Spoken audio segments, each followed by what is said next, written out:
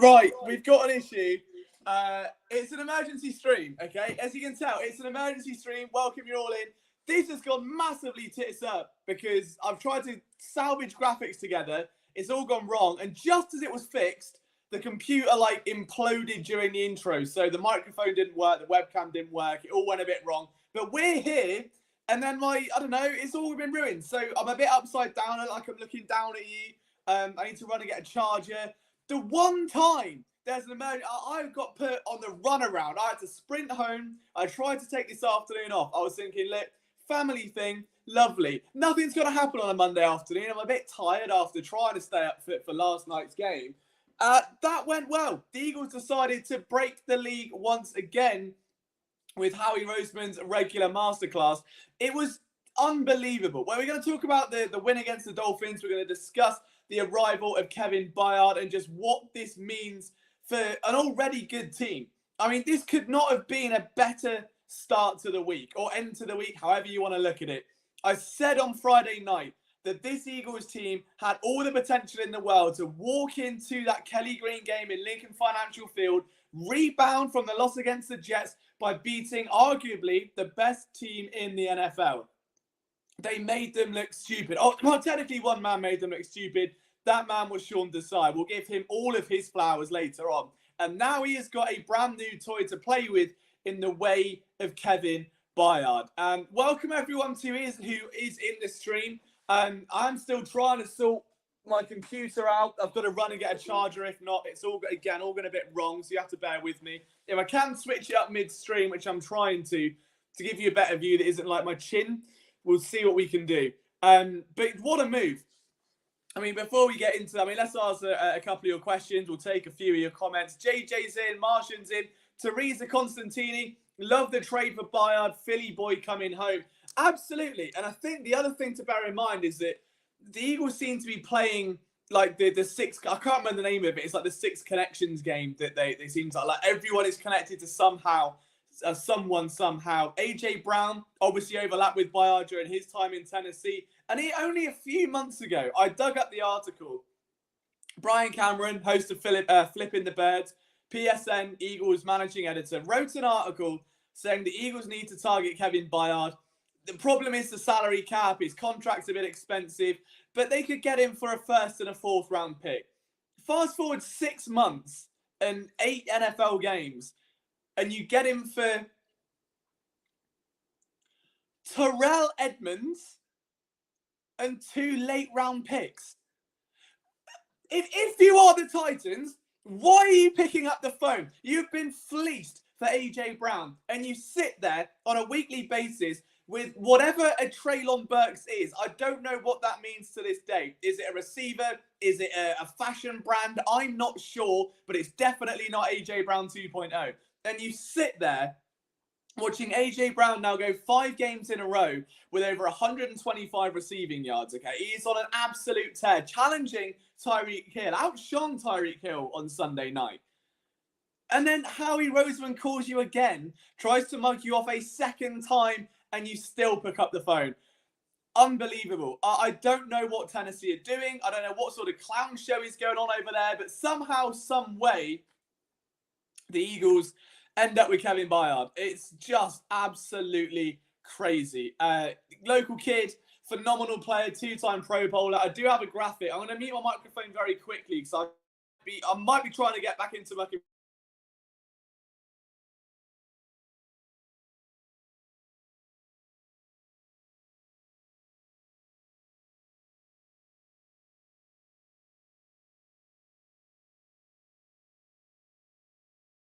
Right, we've now. Oh God, we've got 2 LJs. This is the camera's gone, isn't it? Camera's in? No, wrong camera. It's gone. I should have left it, shouldn't I? Are we in? We fit right. We've now got. Let's go crazy. Oh, I've lost it again. Right, yeah, I couldn't tell you what's going on here. Camera's gone. Camera's back. Never mind. All right, I'll tell you what we can do. If I mute that and I do this. This gives you good audio with better video. Is that right?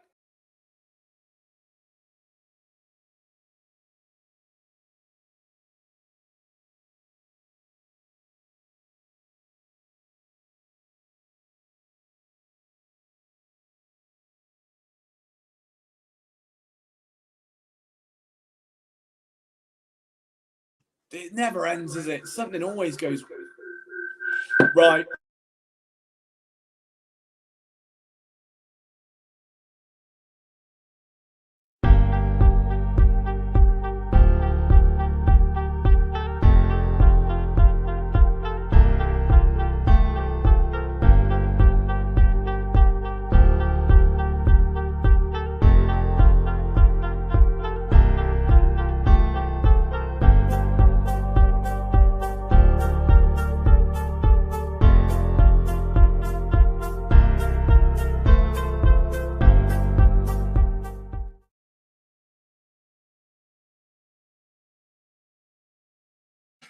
It couldn't be going any worse. I swear to God, the one time there's breaking it right, it's as good as it's going to get. We're going to leave it like this.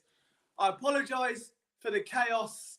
I just wanted a good show. I just wanted to really make the most of the Kevin Byard news, and it has all gone so horrendously tips up. It's always when something good's happening. We had the stomach bug incident. We've had the internet going. I've just, by the way, for anyone that actually cares, accidentally turned off my computer by the mains, rushing into the power thing to try and plug the iPad in. So that's dead.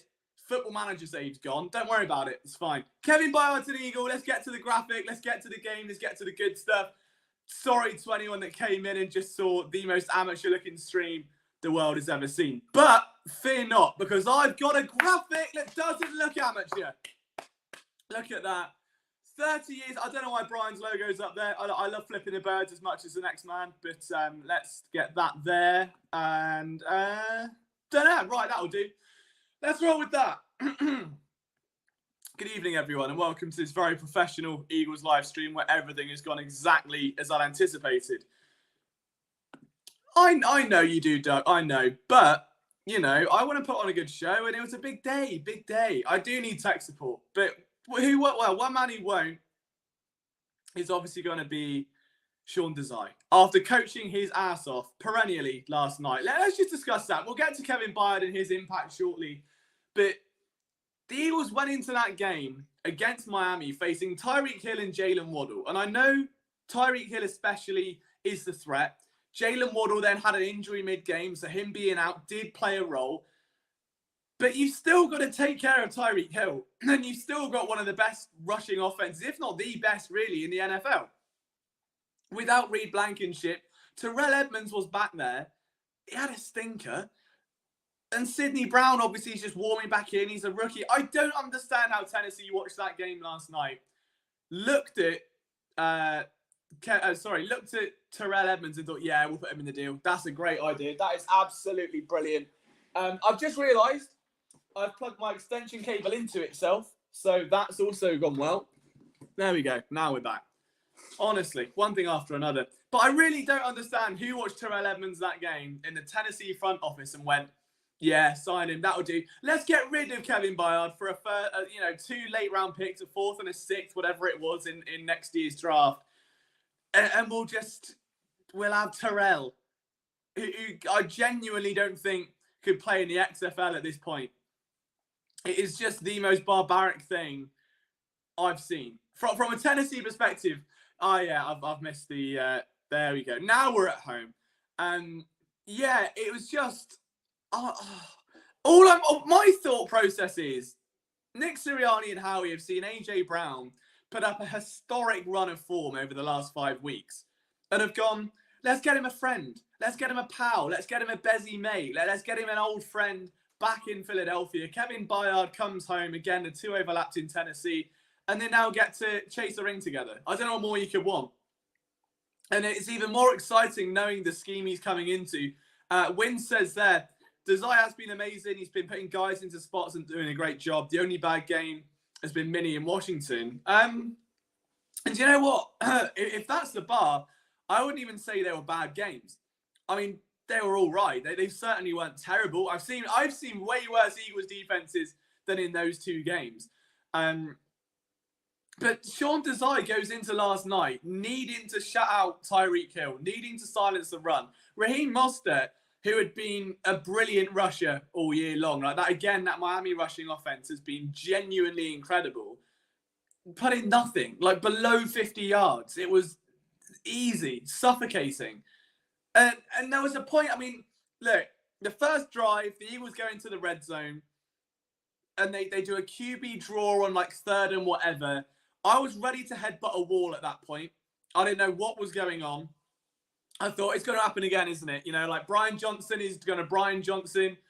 QB draw on third and forever at the goal line. I was like, here we go. But no matter what the offense seemed to do, be it turnover, be it just chain turnover and downs, whatever it was, Sean Desai's defense just came back that much harder.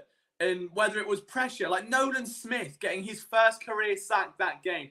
Josh Sweat, I think that was his 4th game in his career with 2 sacks in. It's his career high, but he's done it like 4 times now. Jalen Carter gets on the ball. I think Fletch got on the ball with half a sack as well. They split one. The entire defensive front was great. Eli Ricks, he struggled a bit.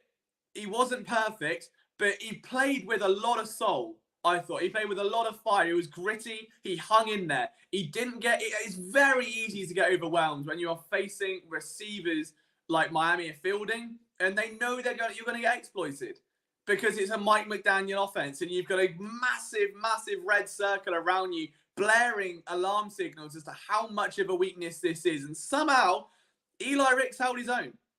Eli Ricks was solid. And the only weak link in a defense that was fundamentally sound from top to bottom was Terrell Edmonds, played like prime Nate Gary. So Howie Roseman picks up his phone and goes, I'll tell you what, you can have Terrell Edmonds and 2 draft picks that will turn into nothing if we can have a 2-time All-Pro in Kevin Byard. I don't think the NFL is real. I think this is a Madden save. And I think that Howie Roseman is just playing chess when everyone else is playing checkers. I genuinely wanted to start this stream. Had it not gone all tits up, had the camera not gone, the mouse not died, the computer not just turned off, like all of that not happened, and I just sat here and laughed for about a minute. Just, and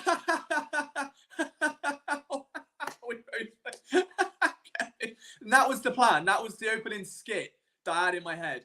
Because I don't know any other way to broach it other than it's beyond a joke. I don't know what other GMs are in this league getting calls from him, knowing they're getting fleeced and somehow still allowing it.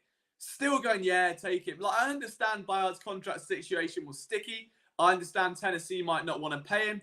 They've done it before with A.J. Brown, and it's not gone too well, is it? It's really not. And I know there were other guys out there that the Eagles could have targeted. I mean, there was the Buddha Baker talk not long ago. There was the Jeremy Chin talk only a couple of weeks back. But Kevin Byard is someone that very much feels, and I mean this without trying to overhype it, he's got that Chauncey Gardner-Johnson vibe to him. He really does. In terms of the way he plays, he is a rangy safety. He's someone that will be a great run-fit player, that plays tenaciously, takes strong tackling angles, is athletic enough to cover the deep third of the field without really giving up too much room. He's fun to watch. He's productive around the catch point. He will punch balls loose, and he will get involved in plays. It's very Chauncey Gardner-Johnson-esque. Is the only way I can describe it. And that is the best possible compliment I can give. If you are tuning into the stream, hello, welcome. I hope you're having a fantastic Monday evening. The Phillies are on. The Eagles beat the Dolphins, and Kevin Byard is a Philadelphia Eagle. If that doesn't deserve a like on this video, I don't know what does. If he's still struggling, I have just battled through hell and high water to even get the stream going. It's been emotional. If I worked in a DIY store, it would be emotional, like paint. The game's the game. Let's see what you guys have said in the comments. If you've got an opinion you want heard about Kevin Byard, about the game last night, about Eagles, Mike McDaniel, Tyreek, whatever it is that is on your mind, let it go in the chat. The only thing I will say is it felt nice for the Eagles to get some luck. And I understand there was the parody Mike McDaniel account ranting about the missed calls and the missed holds and the flags, but it wasn't that bad. And I think realistically, the Eagles have been shafted so much by the officials over the past few years. To get one game where you get a few go your way, it's all right. There's nothing to complain about there. How he's playing console Monopoly while the league is playing put the square in the round hole. I think the difference is like how he's team building is just, there is a clear direction. And it's hard to say because I'm not in NFL front office, obviously. I'm in England, which doesn't help. But when you look at the way teams are constructed, the only man to have patience with the way he teamed it, I mean, there are a few, but Howie's certainly one of the most efficient, is to have patience in the system and the way it's built. And you can pinpoint, if you speak Howie Roseman to anyone, like, the philosophies are always the same. It's built through the trenches, get a conveyor belt of talent, and now it's very much either find high-esteemed, high-character players that have either got previous connections to the Eagles, the players on the team, or have achieved success at a high level with a prestige college renowned for footballing character. That's the basic Howie Roseman mentality. From there, you find veterans to plug the gap with picks that you're not going to get anything from. Would you rather a Quez Watkins or a Kevin Byard? That's the difference. Would you rather a John Hightower, a Donnell Pumphrey, or Kevin Byard? And you don't have to leverage first-round picks for elite talent and overpay, but you can get these cheap bubble elite players that are at the end of big deals, maybe just getting over the hill on age 30, and bring them in with, pennies to the dollar, essentially. And that is exactly what Howie Roseman has done up to this point. It's a remarkable way of team building. And you can see it from top down. You look at wide receiver, you look at tight end, everywhere there is a top tier guy, then there's developmental options, and the idea is that the developmentals grow into a bigger role. If they don't, veteran gets a bit more money. If they do, you can trade the guy, get a few more picks. It's that simple. But to get someone of Byard's ability at this point in the season, like with the trade deadline looming, we all know it's just on the horizon now, to get a guy that is a two-time Pro Bowler that has never been even average. He's always been good. Like, I've never known Kevin Byard to be seen. Oh, he's had an off season there. I mean, even if you look at this year, PFF grade him 15th out of 32 starting safeties. He grades 8th in coverage. What is the one area the Eagles need help out without Reed Blankenship right now is in coverage. When Reed comes back, that duo is going to be an almighty force to be reckoned with. Absolutely almighty force to be reckoned with.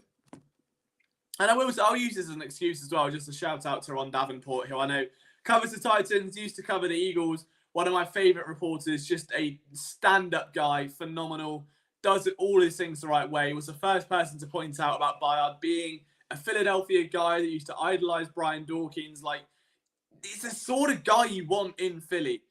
And if you're going to try and build a team of, like, ring-chasing free agents, Byard's that upper echelon of he can still ball out. Julio Jones, another one, former Titan. But in comparison to what you've got, like, would you rather have what you're saying here is, would you rather have Terrell Edmonds and some draft picks that don't turn into anything, or lose that and have Kevin Byard, an elite safety that's had a strong start to the season, that over those last couple seasons had like 7 picks or something stupid and 197 tackles or something ridiculous? Which one would you choose? It's obviously option A for anyone with a sane mind. And for the Titans, I feel sorry for Titans fans. I really feel sorry for anyone. I know they're a long way away from their Houston Oilers glory days, but like, for crying out loud, Derrick Henry is there, his body being ripped to shreds by a pack of wolves on a weekly basis. For what? For what? Like, why is that guy, that poor, generationally talented running back, in the same way that CJ2K once was, being wasted in Tennessee because of front office incompetence who let talent go for absolutely nothing? What are they going to do with those picks? What are Tennessee going to do with those picks? Absolutely nothing is what they're going to do with those picks. And now you blow up your defense for no reason. Your strong gets stronger. The Eagles, who Sean Desai has coached a defense. We've said this all season, right? But if you list the players he hasn't had through 7 weeks of the season, okay? Bear with me. Jalen Carter's been out. Fletcher Cox, Milton Williams, Marlon Tuipulotu. Out of a 5-man defensive tackle rotation, 4 have missed time. Defensive end's been all right. The occasional questionable here and there. At corner, Slay's been down. Maddox out for the season. Ricks has been down. I'm pretty sure Ringo's been on the injury report. Bradbury's been down. So the entire position. the entire secondary. Safety, Justin Evans. Reed Blankenship's obviously been down. Terrell Edmonds has been there. Linebacker Nakobe Dean's been down. Nicholas Morrow started the year on the practice squad, had to be called up. And Desai is coaching that defense as if it was like the prime Merino Dolphins. Like, if it was like the Jimmy Johnson, like, you know, meanest, toughest defense you could possibly find. He is coaching the wheels off the thing. I've not seen an Eagles defense so competent. It's scary. Like, the offense worries me because, by contrast, it's an absolute train wreck. Jalen Hurts, I thought, could have got a little bit injured last night. I was a little bit concerned about that leg when he kind of got up limping. The passes were being sailed. Like, I thought, like, he started sailing passes now. Early on in the game, Devontae Smith ran 2 curl routes, and both times he had to leap up like prime Odell Beckham to haul in a pass that was 8 yards and should be at your chest. Like, that shouldn't happen. And then the play calling just sucked. So by contrast, and I think that's part of the issue, is that the defense is making the offense look that much more inefficient because the defense is playing like unbelievable. I don't think I've seen a better Eagles defense. I really don't. Offensively, I've seen a lot better Eagles offenses, you know? So there's that. But what a week this has been. For the Eagles to go into that game against Miami, having been rocked by the Jets, put up 31. I mean, fair enough. Again, not the best I've seen from Jalen Hurts, but he went out there with an intent. He went out there with some aggression to try and make a statement. Like, it didn't go to plan originally. Again, that opening couple of drives were just settling in. I thought Miami were the better of the two teams through the opening, like, quarter and a half, I'd say, until the Eagles defense really started to kind of get into gear. But it's just, it's crazy. Jay Fizz says, last year we saw Gannon be an issue all season long and it cost us in the biggest game. They can't keep letting a glaring issue go and hope it figures itself out. Now, I do agree with that. And we've said this several times on the show already, that realistically, like, how much leeway for this whole accountability thing, like, how much is enough for there to be some sort of intervention, for there to be some kind of push, right? Like, week 1, it was bad. Week 2, it was bad. We're now at week 7, week 8, but they've got 6 wins. And as long as you win, you're not going to start challenging it. I don't think as much as you should. I don't know, because a couple of weeks ago, against the Rams, they looked pretty good. The Jets was a mess. But I really do think that the defense will be the thing that carries this team. Like, Sean Desai has been the most valuable player. I think Mark pointed out earlier, I wrote an article on it this morning. He's been the most valuable player on this Eagles team. He isn't even on the field. The biggest thing the Eagles have done is get him on board. The best thing they've done. Like, if Gannon was still in Philadelphia, this is a 4-win team at most right now. And that's still not bad, but 3 and 4 wins. Let's have a look. Ericsson, cheerio, Liam in the chat. Salute to the core 12. Here we are, chat. The chap 12. The chap 12. I would take the chap 12 all day. Duck says Johnson's starting to get it, but again, we won't know until the commies and cowgirls to see what we've learned. Yeah, I mean, I think the Commanders are going to be, I think it'll be a blowout this weekend. I think after the near miss they had earlier in the year, after week 10 last season, I can really see this being an angry, vicious, point-to-prove Eagles team. This is going to, if there's ever excuse me, the Washington defense is a mess right now. It's allowing, I want to say off the top of my head, like 140 rushing yards a game, or it's something horrific. It's really not good. I had a brief look earlier today, but they are not in a good spot. The Sam Howell honeymoon phase is over. Thank God I didn't get roped into that one. And it's just a point where, again, the Eagles were nearly embarrassed. Then the Jets thing happened. Will this be a signature Devontae Smith game? Dude, I would love it. It's got to be coming. Look, as much as I love seeing A.J. Brown ball out relentlessly, like, he is on a different level right now. There was once a period in Eagles history, about 4 years ago, where a receiver getting like 100 yards was unheard of. It was like, oh my God, it's the biggest thing. A 100-yard game. Unbelievable. To have A.J. Brown getting like 120 plus week in, week out, reliably, is nuts. I think Smitty will get his. As soon as people do start trying to bracket AJ Brown and take him away, that's where Smitty's pay dirt will be. That's where he's going to start grinding out those big time plays and getting on the board more frequently. But for the time being, you've just got to ride this wave because it is a generationally gifted way. I don't have to screen in screen. I'm on my iPad again because I broke my computer and won't even turn on now, so that's fantastic. So look, we may be witnessing history. My computer may have just died. Gannon didn't adjust at all. He bludgeoned the same scheme to death. Desai adjusts, and we've been a better second half team this year. Absolutely. I don't know the exact numbers again because I can't go screen in screen to have a look. Bing does hate me though. But to see like the second half points versus the first half points and compare those numbers to last year, I'd be very intrigued to see what offenses are doing against the Eagles in the second half in comparison to last year. Because I feel as though you're right, that there has definitely been I don't know, it's just like, well, it doesn't matter what an opposing team does. When a second half comes around, it won't work anymore. And that is a terrifying prospect if you are an opposing team facing the Eagles. Now, you've got to get it right in the first half, because by the time they come back out for that third quarter, Desai's already clocked onto it. He's already adjusted. And look, I got scared on Sunday, knowing that Vic Fangio was the man coordinating that Dolphins defense. Is someone that is, held for some reason as a Philadelphia god. They wanted him. They pushed him onto the staff. They shithoused him around, last year.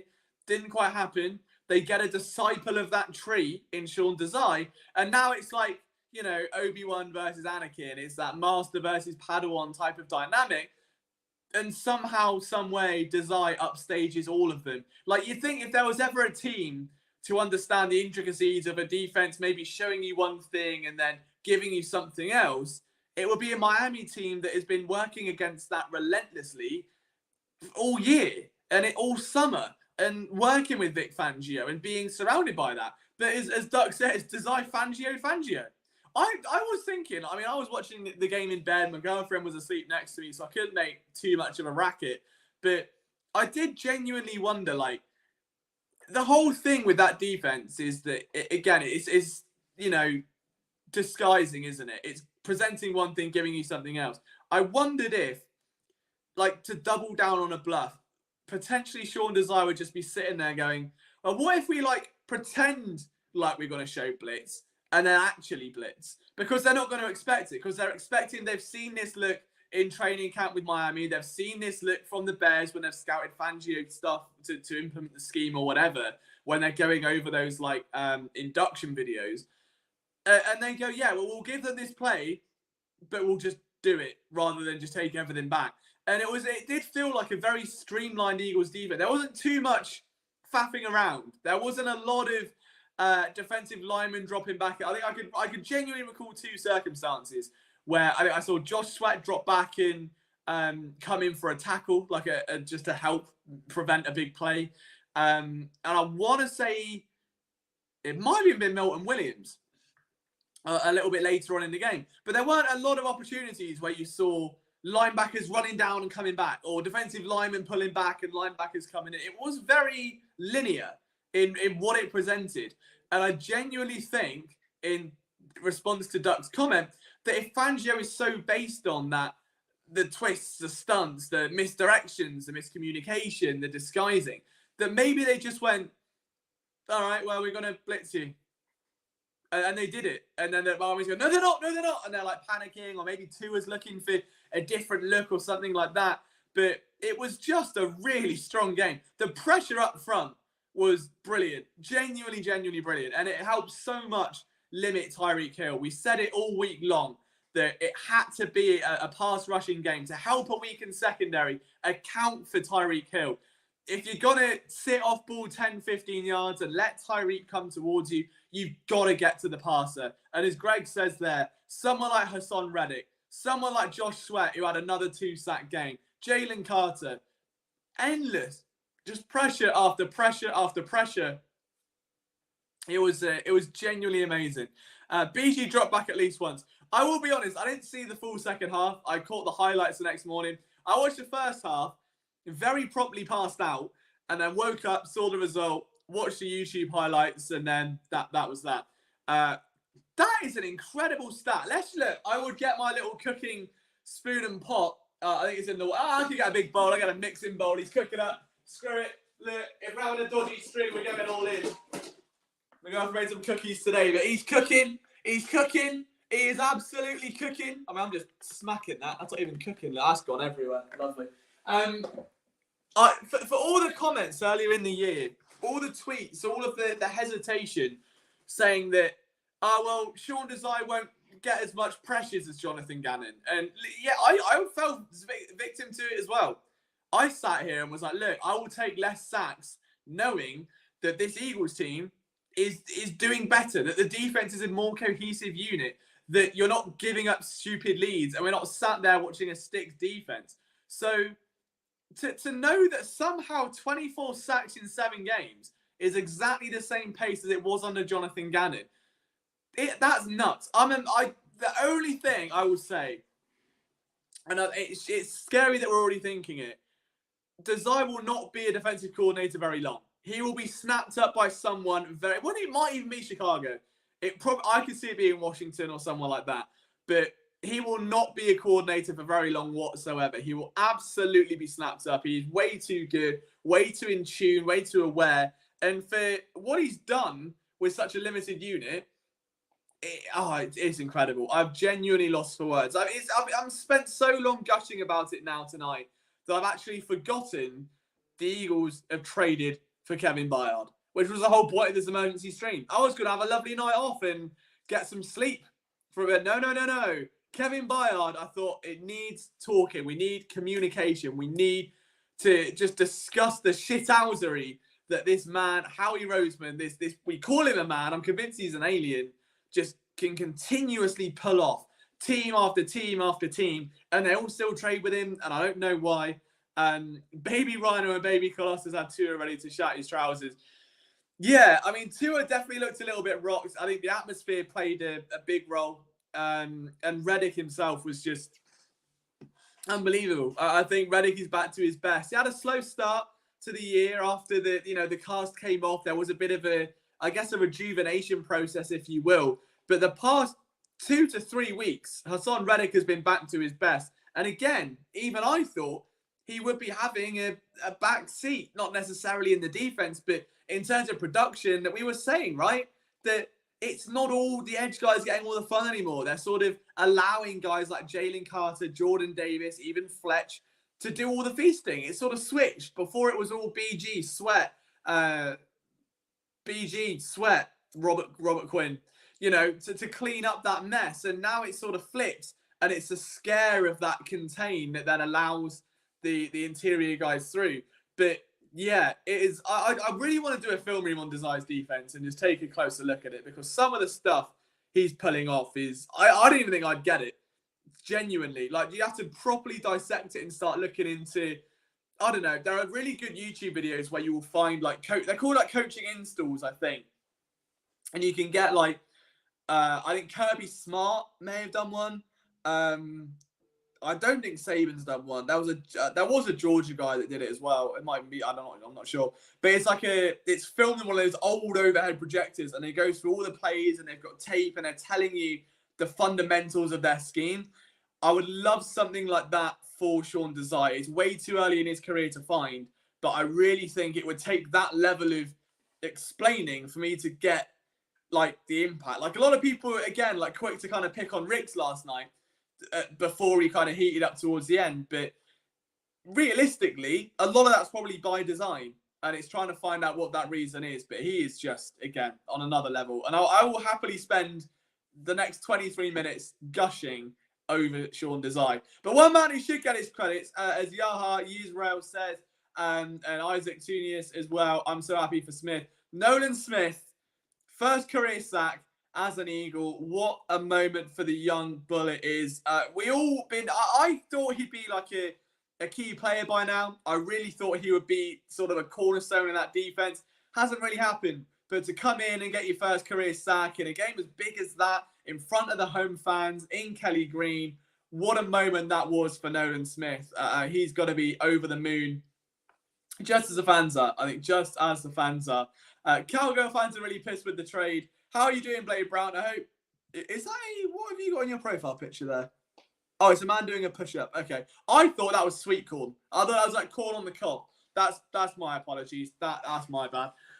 It's not as good as Harmonious the other day, but it's all right. Yeah, I don't blame them. I think every team around the league should be annoyed because, let me check. I'm trying to find something for evidence here. I've got a feeling the Eagles Super Bowl odds are going to drop like a stone because of that. So I'm going to go on sport. Let's go on DraftKings. Let's have a look. I can't do it. Okay, I'll do it on my. I can't. Never mind. Someone can check for me. Eagles Super Bowl odds. I'm pretty sure they'll come down. They were plus 450 or plus 650. It was something 50, whichever one it was. But I think that trade will definitely drop them. I've been seeing good communication between the players on defense right before the snap. Yeah, oh, definitely. And it's something where, like, that's where the value in a captain like Darius Slay really lies. It's where the value in someone as experienced as Fletcher Cox, when you've got a young group with Milton, Jalen, Jordan, these young guys that haven't experienced much in the NFL. Yeah, they haven't gone through those rises and falls. And when maybe they miss a play call or something, having Fletch line them up is great. It really is. It's something worth noting. Guys, I'm going to have a quick sip of a drink because, my voice is going a bit. In the meantime, if you could leave a like on the video, if you haven't already, that'd be amazing. It's the best way for us to grow the stream, to reach more people. I promise not every time is problematic as this. There's normally a lovely webcam. I have a microphone that works, a computer that's turned on. Be great. Unfortunately today, that the odds weren't on our side, but they were in Phillies, and that's all that matters. But yeah, just a tremendous day. I'm a quick sip of energy drink because body clock's gone. Got to stay up and do some work, and just discuss Kevin Byard because also, is it Kevin? Can I say Byard and get away with it, or have I got to say Byard? I feel like if I say Byard, I sound weird being British. It's like Scott Lawton for the Flyers. I would call it Scott Lofton, but you guys would say Scott Lawton. And that's fine because that works. That's how it's meant to be pronounced. I'm going Scott Lawton, and it doesn't sound good. So is Byard the same? Can I get away with Byard? Oh, it's 750. All right, so they've stayed the same. Okay. I knew it was something 50, but yeah, they're 750 to win the Super Bowl. Hey, it's a good bet. I would take that bet right now. Absolutely. Let's not forget, the Phillies were like plus 2,800 to win the World Series. Going into August, they're now like plus 350 or something stupid. Especially if they win tonight, it's basically like a coin flip. So always good to get in early on those futures bets if you are into betting.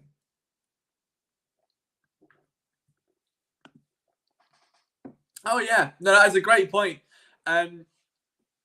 Just to put that into perspective, so I got sent the Eagles transcripts from last night's game.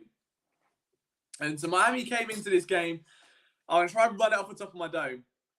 They led the league in points, rushing offense, passing offense, time of possession, points scored, and something else. And they set season lows in every single one of those metrics. Every single one. So they walked into Philadelphia as the most efficient offense in the NFL. And they came out of it having posted a season low time of possession, a season low in points, season low rushing yards, season low passing yards.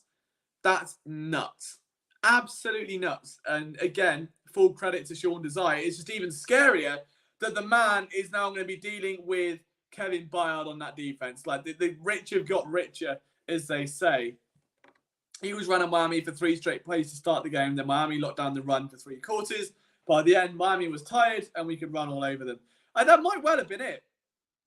It might have been why there was a real force to try and get Jalen involved in the running game early. Like, again, the one play that stands out is that QB draw in the red zone. I still don't know what was going on down there. But I am thinking maybe they're just trying to force the Dolphins to account for it. Like, maybe they were happy to give up the points. And it wasn't really about the touchdown as much as it was play the run, guys. Make sure you play the run. Make sure you commit because then they can open up the pass. And conveniently enough, that is what happened. That maybe we're all overlooking Brian Johnson and the guy's a tactical genius because the Eagles did all right. I mean, Jalen didn't play his best game, but the Eagles still survived, put up 31 points. BJ loves third. BJ loves long shafts. It has to be said. We all got shafted there. But he does love third and long QB draws. I don't know why. It just feels like a punt at that point. Like, you may as well just punt from third down. I don't know why.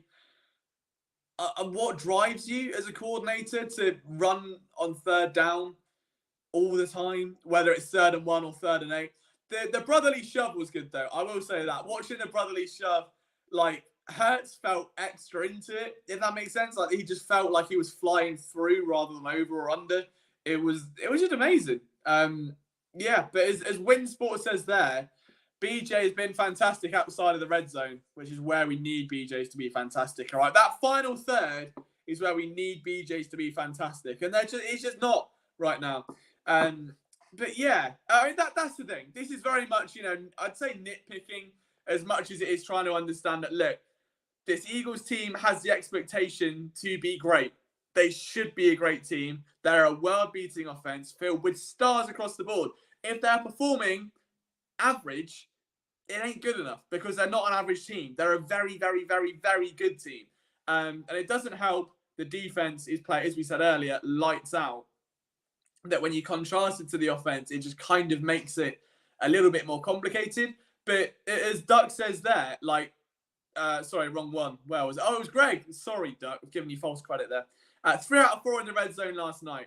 Yeah, and the Eagles had struggled in the red zone, as we all know, unfortunately, long prior to that game. It was a season-long battle in the red zone, and they were much better last night. And I think there was a bit more clarity, a bit more openness to the red zone plays. They weren't trying to force the same things. It felt like the playbook got very cornered once they got inside the 20 usually. And this just felt like the flow didn't change. It was the same kind of offense of trying to bounce these runs, get it north and south, find those holes between the tackles, let Hurts rip off something quick. It was nice to see Dallas Goedert involved as well, throughout the game.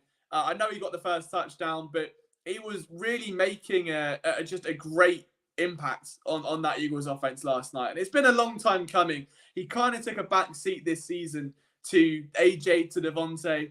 He's come in full head of steam and just picked pockets all over that Miami defense. And I think genuinely, knowing it was a Miami defense, Philadelphia, coming from that Fangio tree, felt like the team that were better prepared. And I don't know why Miami weren't.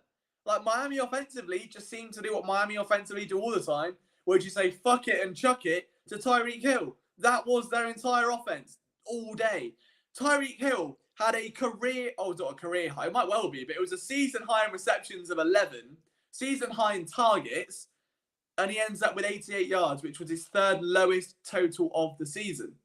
So, all they were doing was just throwing the ball, ending. You've got to think, if an average 3-and-out drive is 3 plays, that's near enough 3 full drives where all they've done is throw to Tyreek Hill. Over the space of a game, the target share there is ridiculous. There is no one else. If Waddle was down and out for a bit, there is no one else, really.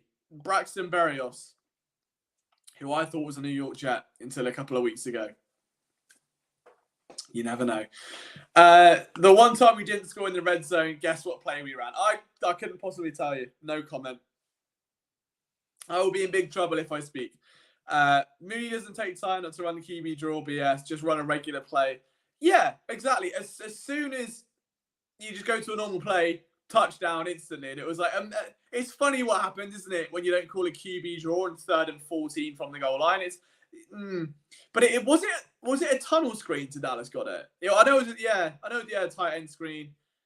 I don't know whether it's overthinking, underthinking, or just trying to in his mind it's simplifying it, but it kind of puts him into a corner because if the first 2 plays don't work, you cut. It's almost feels like he goes into the red zone with a script of 3 plays, and no matter what the outcome is of the first 2, it ends the same. If it's 3rd and 3 and you run a QB draw, lovely. That's absolutely fine. You do that all you want, BJ. But if it's 3rd and 9, maybe don't run the exact same play. Maybe try and find something that works a little bit better. Get creative. But look, we can spend Wednesday's show being mean about the offense, okay? We really can, because I think at this point, the show's got to be about this man here, Kevin Byard, because just what... Let's get back on track. Just what an acquisition this is for a team that has been crying out for safety help near enough since week one, because it was Reed Blankenship and whose army. Then Evans went down. Then Evans came back. Then Blankenship goes down, and you've got Terrell Edmonds, who was he has been the most confusing player because he was solid in Pittsburgh. It's really confusing. He was very solid in Pittsburgh, and he just hasn't done it in Philadelphia. And sometimes it can be scheme.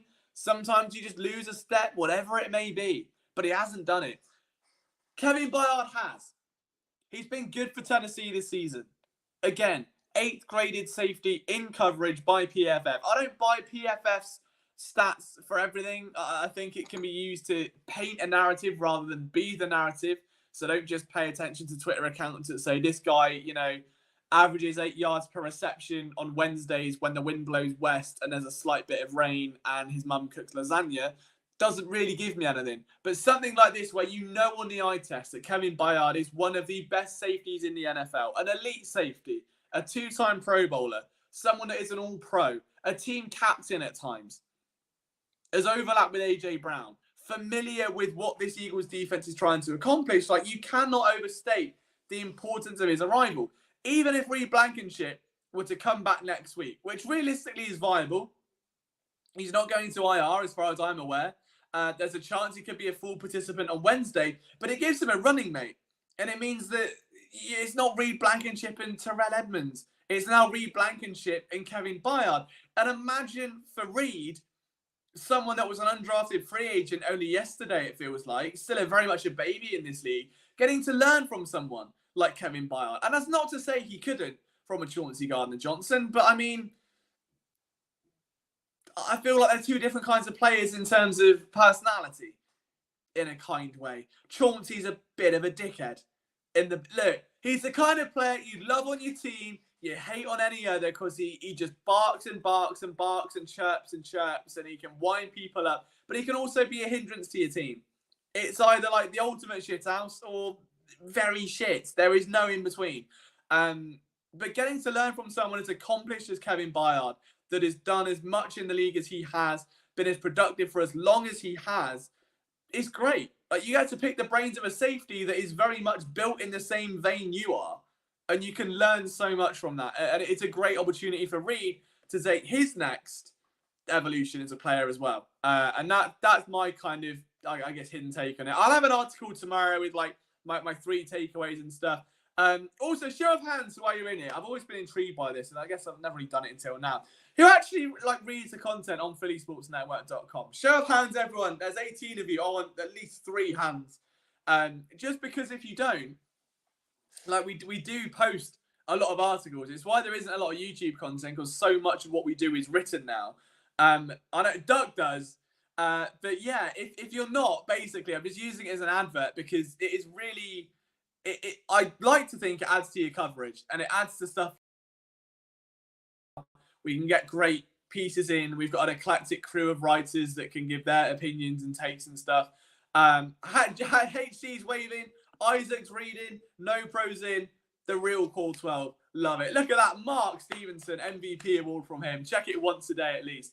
So yeah, it's going to be one of those things where I feel if you aren't quite yet reading PSN, see K1, now's your time. All right, you're missing out.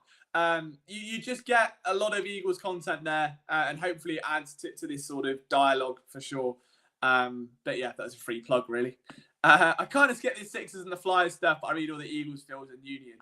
Awesome, love that. To be fair, the Union team has come on like leaps and bounds. We've really transformed it the past 8 months or so. We added like 3 new writers, Jimmy, Eric, and Paul, and they've all been incredible. Like they've done so well. And in a year where there's been a lot to talk about with the Union, I know we're going a little bit off topic now. It's just been cool to see like such a consistent base. And I know like the SB Nation blog had issues. I know Philly Soccer Page, which is where I used to get my Union news from, went but like did a transition and there wasn't a lot of content there. So we kind of really wanted to take on a be in the home of Union coverage in a lot of ways and try and build towards that. And I couldn't be proud of the progress we've made in that area for sure. Eagles, I think we're already there. I think we genuinely, and I know I'm biased because it is like, the website I run, but I think we are the most complete site in terms of just getting every team. Like, I know NBC exists, but they also show games and like have access that we don't, and they're millionaires, So like they're bound to be good for the Phillies and the Flyers and the Sixers and whatever. But I don't know, from like an independent perspective, to get every team covered, I don't genuinely think anyone comes close anymore. And it was what I always wanted to be, was like that site. And like some days now, I'll finish work at like 11 p.m. my time, and I'll come away from it and I'll just scroll through the homepage, and we've got like 12 articles out, and you're like, wow, that's actually kind of mad when you think about it. So yeah, if you aren't looking at Philly Sports Network, do make sure you check it out, because we have a lot of great content on there, and all the people that do the YouTube streams are the ones writing the content. So it's a great extra way to get some, thoughts that don't translate to video and vice versa, that sort of thing. Oh, no way. That's it. Love that. Love that you're a soccer fan. Duping all over the world. Love to see it. I just come for your stream and Phil's. I mean, K1, I'll let you off. I want to know what's in K1's picture. I've never actually zoomed in on it. I don't know, but it looks trippy. I'm a big fan. But yeah, K1, I'm proud of you. Thank you for hanging out. You do consistently hang out every day of the week, so I could never be mad at you, even if I wanted to. I won't be angry, just be disappointed. I'm joking. LJ, do you think Howie's done with trades, or do you think he sneaks another in? I don't think Howie's ever done with trades, is he? Like, he's never done. It's never over. It's sort of like, I don't know. I'm trying to think of like a TV show that just never ends, and it's just always something coming back. Probably CSI. Endless, isn't it? Endless reboots. And I used to love CSI growing up, but there's always something new. There's always someone else that's died that they're going to go and like dig up. So Howie's never done with trades. If there is an opportunity to make the team better, he will explore it, just as any general manager should. That's the thing. If you're an NFL general manager, you should be trying to actively look at trying to make your team better. I don't think many do it as aggressively as Howie Roseman, and that's the difference between the Howies of the world, the Ryan Pace. I don't know why I said his name. That kind of, or like Jim Irsay's to a point. Joe Douglas is the one you always go to because he gets it, because he's come from that Howie school. There aren't many GMs in the league. I mean, Andrew Berry in Cleveland, I think, has done a great job, but that's another one that has kind of come up, joined Philly, taken a bit of knowledge, got a gig elsewhere. But yeah, there aren't many that genuinely take on that approach of just trying to look at every avenue. Like, there's never we're good enough for the year now. Like, if a player comes up, you're there. Now, where that comes in, at what position, I don't know. Maybe linebacker, but even there, it's not needed, is it? And we all know they don't value the linebacker position. So the only areas you're looking at this point would be maybe offensive line depth, if they don't really feel confident in someone like Opeta or Driscoll, which there's no reason not to. I think that outside of whatever the hell we saw last week from Jack Driscoll, or the week before, sorry, the Eagles have been all right. They've got by, okay? Like, Lane Johnson coming back this week was a huge sigh of relief for Eagles fans everywhere. But unless there is a real sense of we need backup here now, I don't know. Like, wide receiver sorted. Like, if Quez comes back, you've got Quez, Ozzy, Julio Jones as backups. It was previously quite a light spot wide receiver. It was very top heavy. AJ, Devontae, massive gap, Quez, OZ, that sort of second tier. Now Julio's in the middle, it balances things out. Tight end, maybe, but I don't think there's a real push for it. Defensive line's fine. Cornerbacks, we know we're all right now because Bradley Roby's going to be okay and getting healthy. At safety, Kevin Byard. Kevin Byard. More like Kevin Tryhard. Tryhard to make my day, Kevin, because that was a bloody well good move you pulled off, Sunshine. Might get another DB. A 5'6" with Byard means he's keeping the powder dry. Yeah, I mean, I see what Eric's saying with the power back. I genuinely think that DeAndre Swift kind of does it, though. I really feel as though he's very north-south. He wants to get his head down in a hole, don't we all? But he wants to move the ball forward. He's not like a Miles Sanders. We've established this before. He wants to push outside and dance around and make the highlight plays. He doesn't mind being dirty and going up. And as long as you're like averaging near enough 5 yards per carry, there's no reason to change that. As much it would be great to have a thicker base back. I know Leonard Fournette, still only 28 years old, I believe is still on the open market, could be an option. But realistically, I don't think there needs to be. I don't think there needs to be. There's a relationship. There's always one. We had to end it with one, didn't we? It was a chaotic start. I mean, look, the computer's dead. Everything's gone wrong. We had to get back to normalcy. And on that note, just a very quick thank you, guys, because, yeah, the start of that stream was an absolute train wreck. I was trying to send out a newsletter. I didn't even tweet it. Didn't even get to Twitter in the end. I was trying to sort the graphics. Then I moved my iPad. It hit the computer. That went wrong. And I know I was talking very quick. And Duck, bless him, calm me down. Just a nice comment of saying, like, you know, we're here to hang out and talk birds. Just relax. It was very well received. And I appreciated that. And it helped. Very much saved the stream because I'd have been stressing for the next like hour or so regardless. But on that note, guys, I'm going to love you and leave you. Get to some Phillies. I've got to interview a potential writer, so the work doesn't stop here. These voices or these tones will be annoying someone else very, very soon. Obviously, Phil will be with you tomorrow, and then tomorrow night we'll be flipping the Bears with Brian and the gang. I'll be back with you on Wednesday evening to probably talk Kevin Byard, probably discuss the Eagles, and forecast what's going on with the Washington Commanders. And hopefully by then, the Phillies will be in another World Series, their second in a row. Guys, thanks for hanging out tonight. If you're new to the channel or you've been around a while, and we do this show, it says down the bottom, Monday, Wednesday, Friday, 6 p.m. Eastern until 7. It's an hour-long chat show. And just make sure you come on, hang out, say hello. Was some movie Love Actually written about you? I wish it was. I mean, my relationships have always been a bit more, I suppose it's chaotic. I wish it was written about me. I don't know.